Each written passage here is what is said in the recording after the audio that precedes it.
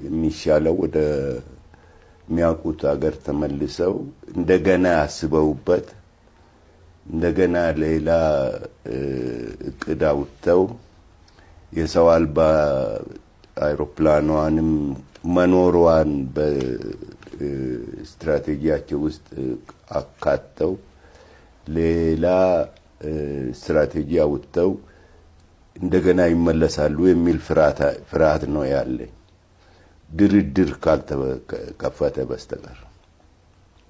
ስለዚህ በርሶ ሙሉት ጦርነቱ እንደገና ሊያገረሽ ይችላል አይደለ? በስምምነትና በርቅ ካልተቋጠረ በስተቀር ወያኔ ተስፋ አይቆርጥም። አቃቸዋለሁ በደርግ ጊዜ ከዛ በኋላ እንደ ተቃዋሚም እናቃቸዋለን። ተስፋ አይቆርጡም እና ማሸነፍ የግዴታ ነው ብለው ነው የሚወስዱት። ካላሸነፍነ ደግሞ መኖራችን ራሱ አጠያቂ ይሆናል የሚል ፍርሃት አላቸው። ስለዚህ አንድ ሁኔታ ሲፈጠር ያችን ይገመግማሉ።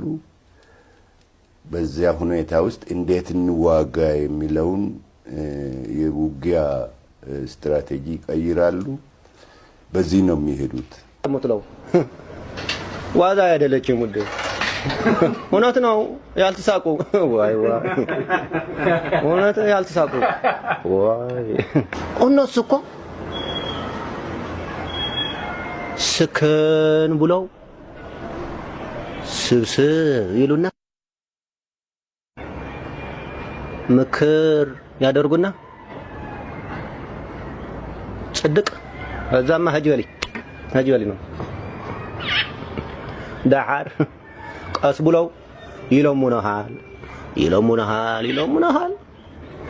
ካውምቢ ሰው ገድላለሁ ብትሉማ ዳዓር ቤት ሞጡ ሳትላቸው ያጸደቁት ሐሳባቸው ሳያዘንፉ ከዛማ ሀጅበሊ አብየት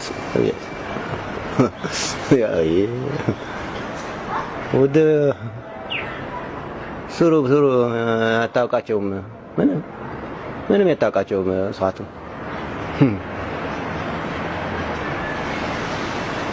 ጭራቸው ምን እንደሆነ ታውቃላችሁ? ጭራው ደግሞ ምንድነው?